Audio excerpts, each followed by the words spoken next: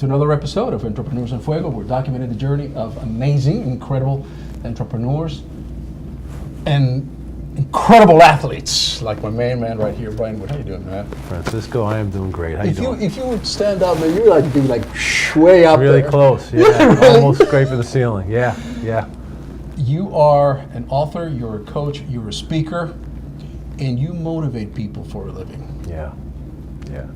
That's really cool. Yeah, it is. And there's an opportunity for us to be great.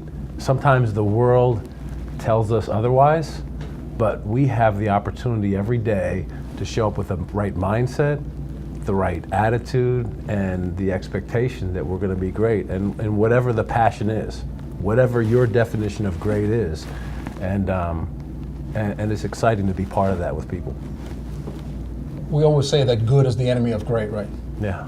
And we always try to be good, and we try to be good and try to be good, but I tell people, yeah, that's all right, you can be good, but if you really want to explode, then you want to be great, you want to be excellent. Mm-hmm. What is there a formula? Is there something that you can give us that will take us from being good to being great? It is so much a personal journey. There's so many different things that come to mind. There's getting rid of your bills, beliefs in appropriate lesson lifestyles. So thoughts generate emotion, and emotion generates action. So you put the right thoughts in your head, and you're going to get the right end result. There's a great book, As a Man Thinketh, and it's an old book. It's like 1903, when I was a teenager in 1903. And No, you got that wrong. That was when I was a teenager, man. And I remember there's a great line in there. It says, "Good thoughts bear good fruit, bad thoughts bear bad fruit." What you put into your head truly makes a difference. The things that you surround yourself with makes an incredible difference. So it's all about attitude also, right? Mm-hmm. Because if you have the right attitude toward a specific project or a specific venture that you're going to go into, you have a greater chance. There's no guarantee for success, as we know, but there's a better chance that I'm going to succeed. That if I go into it with, oh gosh, I just have to, there's looking at the obstacles instead of the solutions. Yeah. How do you show up to life?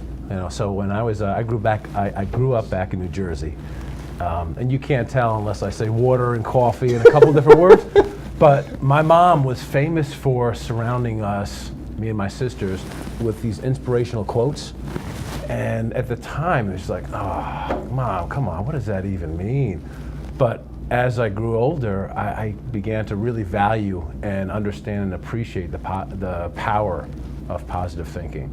And there's another thing that I can give you that often prevents us from being great, reaching our true potential professionally and personally, and those are gales. So the gale is, G is the gremlin, and that's that inner voice saying that you're somehow, some way not good enough. Nice spelling. The A is the assumption, right? And the assumption is that it didn't work before and it won't work again. So by that logic, if I asked someone out and they said no, I would never ask anyone out again. Sure. I is the interpretation. Which has been happening to me lately. Yeah. So I is the interpretation. I got the A out of the G. I is the interpretation. And the interpretation might be that I think that she said no to me. There's 100 reasons to not go out with me, but my interpretation is that she didn't like my wardrobe. So I go in the wrong strategic direction. I waste time and I waste energy and resources. And then real quickly, the other one is L, and that's limited beliefs. In 1954, Roger Bannister shattered the limiting belief that you could run a mile in under 4 minutes. Yep. Everyone said it can't be done. Once he broke that, incredibly, there were dozens of people that broke that same threshold. So it's just that mindset that really helps us or hurts us. Brian Wood with us today. Your biggest reward, personally, has to be then when you talk about transformation, when you talk about motivation, when you talk about changing the mindset of people, and you actually see a result of somebody that might have been a little bit on the dark, and you bring him into the light. That's got to be the most rewarding thing for you. Well, it is, and in addition to that, it's the ripple effect, because we have the ability to show up the right way every day. And when we do that, it has an impact on every aspect of our life, spiritually, physically, financially, every aspect of our life. And then you have that same ripple effect on everyone else. So if it's gloom and doom like you were describing earlier, then that's going to make those around you gloom and doom. So personal level, at a business level, it's more than just one person. Misery loves company, as they say. Absolutely. And that's why, from what you're saying, is that if you surround yourself with successful people, with positive people, chances are you're going to start thinking successfully. Yes. And positively. Yes. As well, and those around you will begin to feel the same way. Right. And I can tell you, there's several levels of leadership, and the first two levels are catabolic, which means they make you worse, and they make you worse to the point where your body creates cortisol, which is a steroid, which physically, it really damages it. If you live there, it really hurts you in every single way. So those levels are, I feel like the victim, right? Woe is me. I can't do anything about my circumstances. And is that really true? Probably not, because a lot of people have been in situations, really tough situations, and they've come out of it. Or if you're in a mindset where there's conflict, those are the ones that you have to avoid. You recognize them in the workplace, relationships, all the people in your lives, and you could really change yourself and the people around you and the world.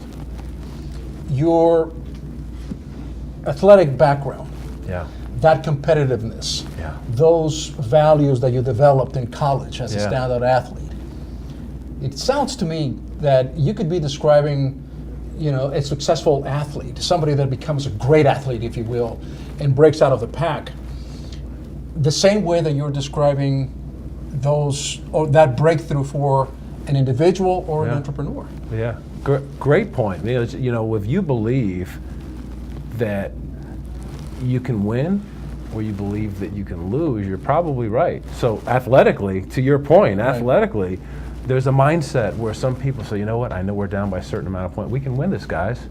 We can do this. And they do. As soon as you believe that you can, you have a much better chance. So certainly, and some of the things that we see are beneficial on the athletic field, they translate into all aspects of our life. Great lessons on the athletic field. And that's what I see about you and your incredible value, is because you take that experience of winning and in the moment, because you, like you said, you may be down by 15 points, maybe 20 points, and it's right into the fourth quarter. Hey, we got him where we want him. We got him where we want him, and that experience, that mindset can translate into immediate victory. You don't have to wait too long. And I can tell you, there was a fascinating course I took, Dr. Sugarman, the neuroscience of peak performance. And he talks about how you think about every single detail when you're successful. Last time we were down by 15 points, what did it sound like? What music was playing? All the different specific details. And then that brings you to a place where your mind goes to that level of success again. And you do believe that you can win and you have a better chance of winning. Brian Wood, man, I'm all worked up now. I'm glad. Tell us something we don't know about you, that nobody knows about you. Now you're gonna tell. This is your Oprah moment. Well, I'll tell you. So it's there's a lot of opportunities for us everywhere. So I'm incoming chairman of the board, Tempe Chamber of Commerce. Wonderful. I'm the board member of Linking Sports and Communities. Sure. I'm a big brother. Denise Merritt that we interviewed. Absolutely. I'm a big brother, and for New Pathways for Youth, and I'm also an MBA certified player agent. So a lot of the coaching, there's definitely an aspect to an athlete who is successful, and now what do I do? So as far as representing them from an agent perspective, and then also coaching them as far as transition, there's some opportunities there too to make some changes and really. You may have math skills in the court, but life skills is just, and you're just starting to live with the rest of us. And it's incredible because the disciplines that people have learned. Yep. Eat the right food, Yep. lift the right weights, work out a certain amount, all those disciplines, the teamwork, they're transferable. But sometimes people don't always realize that, wow, this translates into business and entrepreneurship and Yep. partnerships and all those great things. So it's just sometimes helping people get out of their own way. Is there a secret? Is there, to everything that what you're saying right now, can you capsulize it in maybe one word that we should all heed? Belief and faith. I know that's 2 words, No, but no. it is, right? It is. It's we can do this, right? And if you have faith and you surround yourself with the right people and the right energy, there is no limits. That's way more than 1 word, but I hope that makes sense. Brian Wood, man. Okay. My main man. All right. This is awesome, man. I'm ready to rock and roll right now. With that, we're out.